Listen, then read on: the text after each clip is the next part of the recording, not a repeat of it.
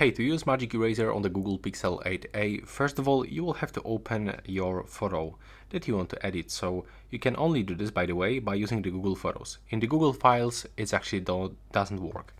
So go to the Photos, pick the photo that you want to edit. Now click on the Edit button. Now just wait, and as you can see, we have to go into the Tools, select Magic Eraser. Now just wait a little bit for this processing. It's actually looking for some suggestions, and it will take around a few moments. And now when I'm gonna just zoom in, I would like to remove this item. So I have to click on it, and let's check if it will be actually automatically detected. No, it's not. So we have to actually draw something manually. I mean the shape of this item, like this. And now just go back, zoom out, and as you can see, it's finished.